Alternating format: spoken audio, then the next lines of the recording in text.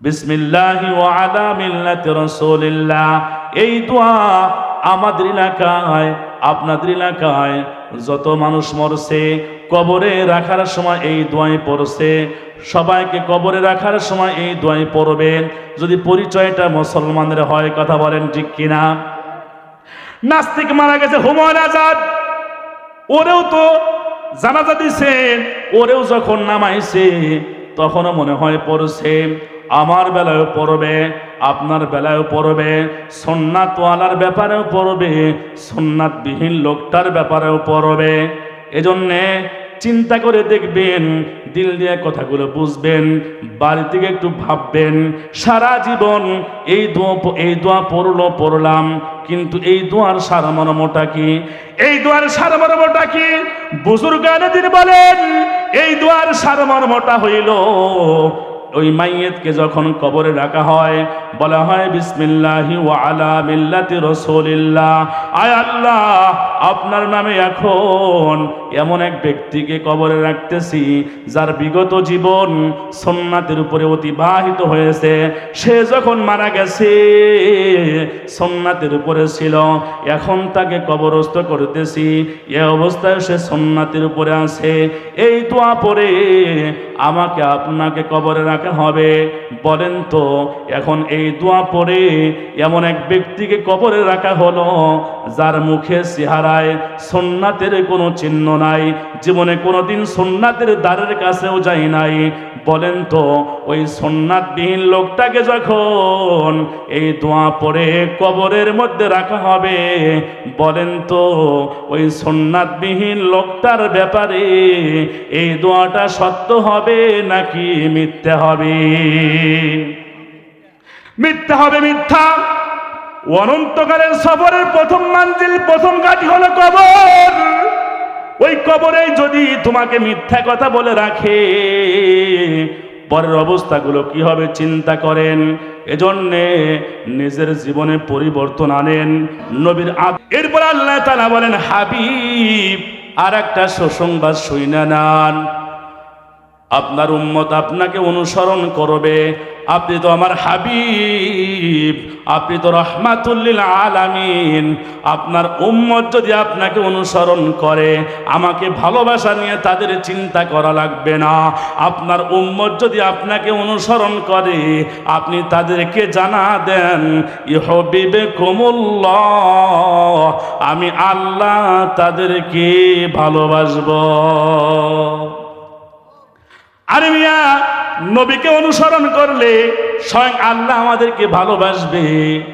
আমরা আল্লাহর ভালোবাসা চাই কি চাই না? আরে মিয়া, দুনিয়ার নেতার ভালোবাসা পাওয়ার জন্য কর্মী কত ত্যাগ স্বীকার করে। কোন সময় যদি নেতা ওই কর্মীর নামটা একবার মুখ দিয়া নেয়, ফেসবুকের মধ্যে পোস্ট লাগায়া দেয়, আজকে আমার নেতা আমার নাম ধরে ডাকছে, আমার দিলটা শান্তি হয়ে গেছে।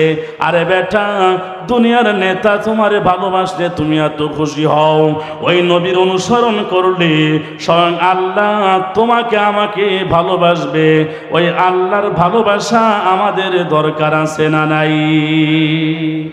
আল্লাহর ভালোবাসা পাইলে কত লাভ শোনেন। হাদিসের মধ্যে আসছে, আল্লাহ তাআলা যখন দুনিয়ার কাউকে ভালোবাসে, আর আল্লাহ তাআলা ভালোবাসে তাদের যারা তার হাবিবের অনুসরণ করে। আল্লাহ তাআলা যখন কাউকে ভালোবাসে, নবীজি বলেন জিবরাইল আলাইহিস সালাতু ওয়াস সালামকে আল্লাহ তাআলা ডাকতে বলে, জিবরাইল, আমি দুনিয়ার অমুক বান্দাকে ভালোবাসি, তুমিও ভালোবাসো। এইবার জিবরাইলও ভালোবাসতে শুরু করে। সুবহানাল্লাহ বলেন।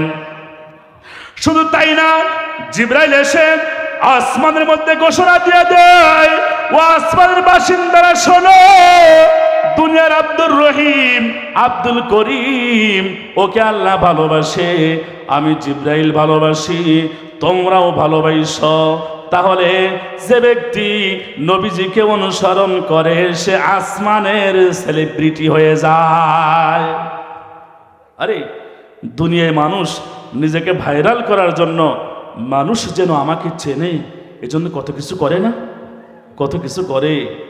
হ্যাঁ, আরে কিছু মানুষ আছে যারা দুনিয়ায় ভাইরাল না আসমানে ভাইরাল, সব ফেরেশতা তাকে চেনে। কথা বলেন ঠিক কিনা? এরপরে যখন জিবরাইল এসে বলে তোমরা ওই আল্লাহর বান্দাকে ভালোবাসো, এইবার আসমানের ফেরেশতারাও তাকে ভালোবাসতে শুরু করে, তাকে চেনে, তাকে ভালোবাসতে শুরু করে। এজন্য মুমিন বান্দা, ভালো বান্দা যখন মারা যায়, আল্লাহর মোহাব্বতের কোনো গোলাম যখন মারা যায়, তার রূহটা নিয়ে যখন ফেরেশতা আসমানের দিকে উঠতে থাকে, প্রত্যেকটা আসমানের এক একটা দরজা আছে। ওই দরজায় গিয়ে যখন ফেরেশতা উপরে ওঠার অনুমতি চায়, ওই আসমানের ফেরেশতারা ডেকে বলে এটা কার রূহ? বলে অমুকের সন্তান অমুক। সব ফেরেশতা তাকে চেনে, বলে হা, লোকটা দুনিয়ায় ভালো ছিল, খুব ভালো মানুষ, তার জন্য আসমানের দরজা খোলার অনুমতি দেওয়া হয়েছে। আরে দুনিয়ার কেউ না চিনলেও আসমানের ফেরেশতারা আমাকে আপনাকে চিনবে। কথা বলেন ঠিক কিনা?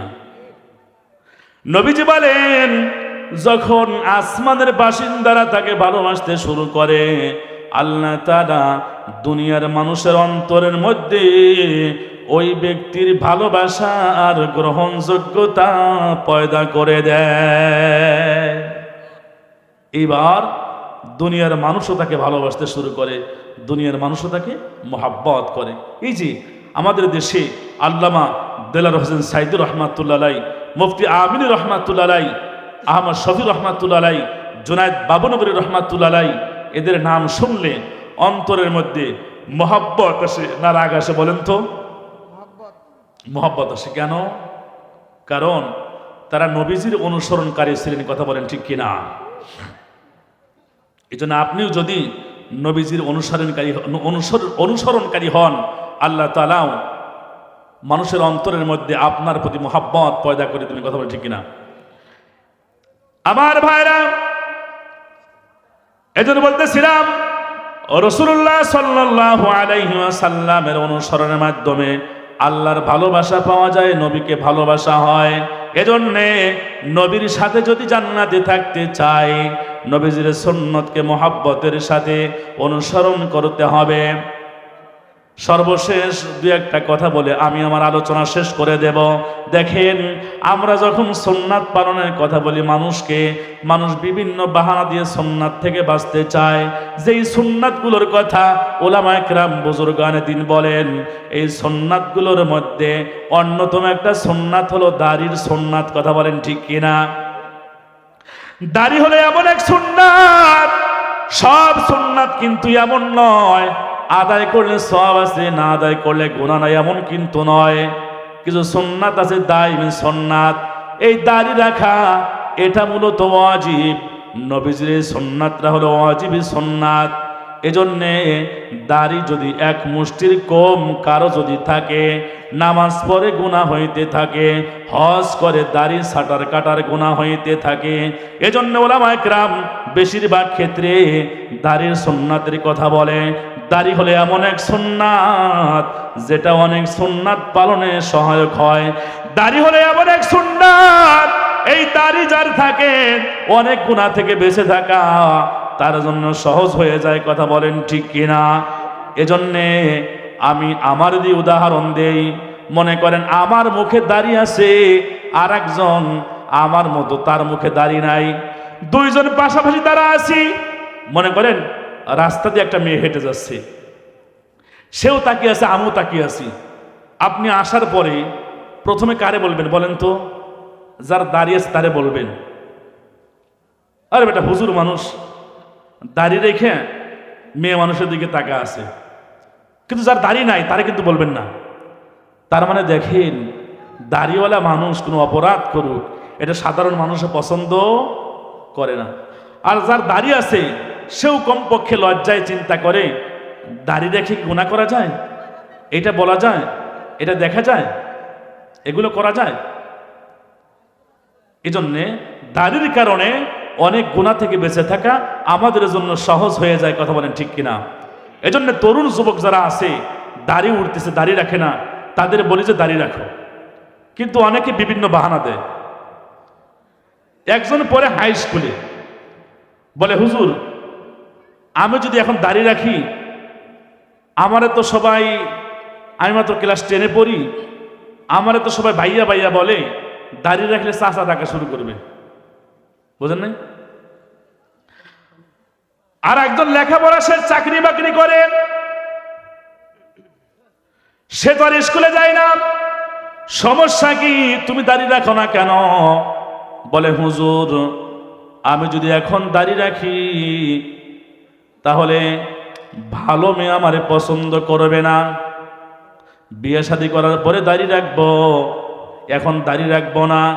আরে বুকা, যেই মেয়ে দাড়ি আর দাড়িওয়ালারে পছন্দ করে না, আল্লাহর কসম সেই মেয়ে কখনো ভালো মেয়ে হতে পারে না।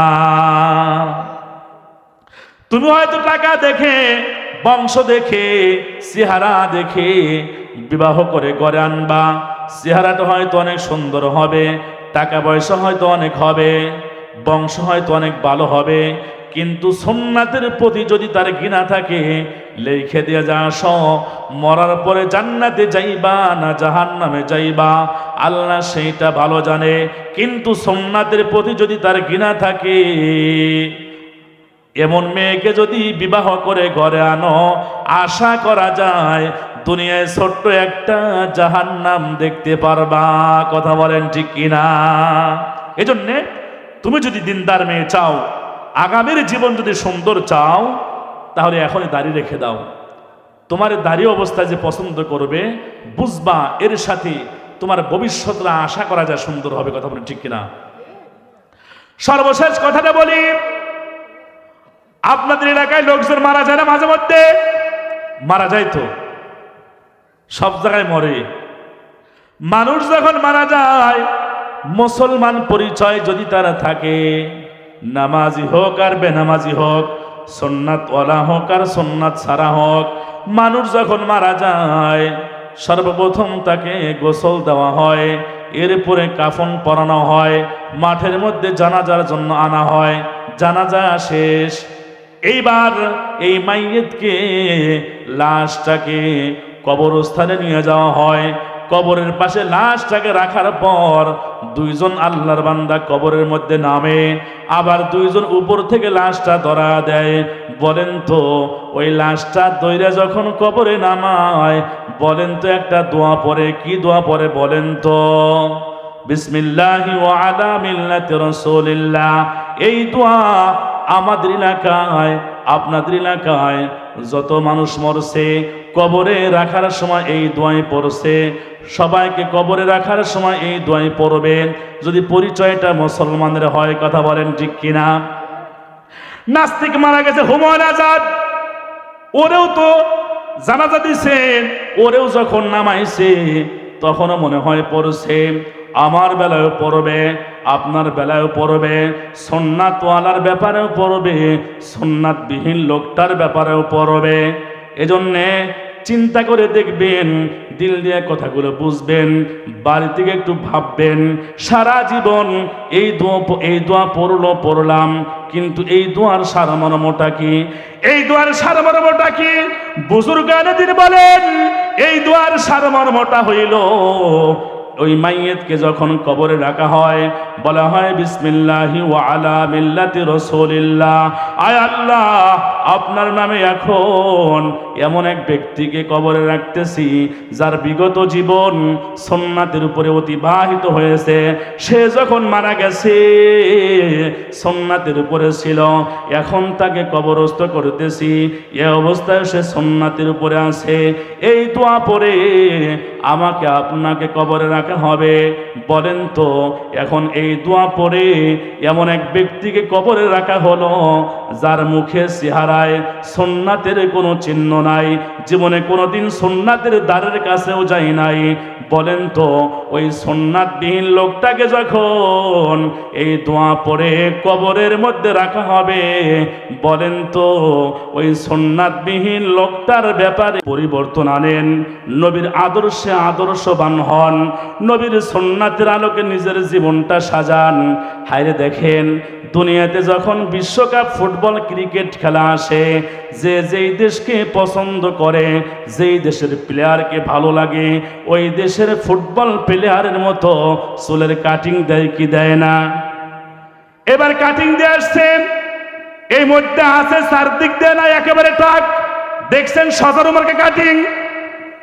এগুলো দেখছে কেমন, রুচি কেমন, এগুলো বুঝে আসে না। এবারও কাটিং দিয়ে আসছে, মুরব্বী কয় কিরে তোর মাথার উপরে মোরগের মাথা কেন? তোরে তো সজারুর মতো লাগতেছে, মানে তিরস্কার করতেছে, বোঝেন নাই?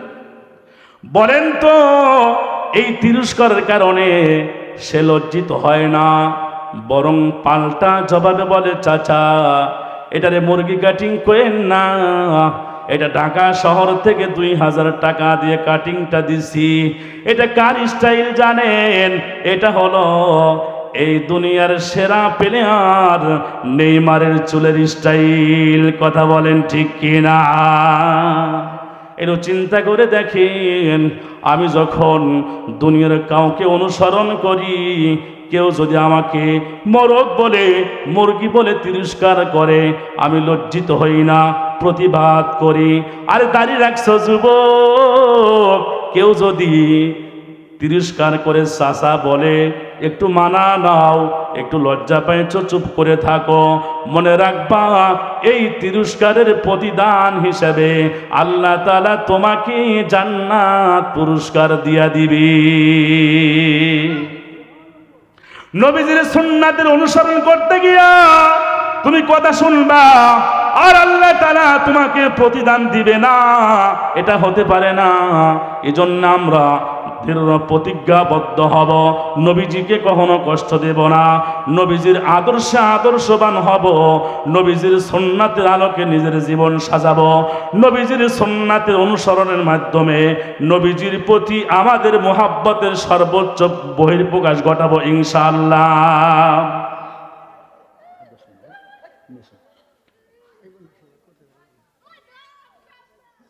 এজন্য আমার ভাইয়েরা, এজন্যে রসুলের পরিপূর্ণ আশেক হতে হবে, রসুলকে মোহাব্বত করতে হবে। কিভাবে? অনুসরণের মাধ্যমে। রসুলকে অনুসরণ করলে রসুলকে মোহাব্বত করা হবে। রসুলকে মোহাব্বত করলে কাকে মোহাব্বত করা হবে? আল্লাহকে ভালোবাসা হবে।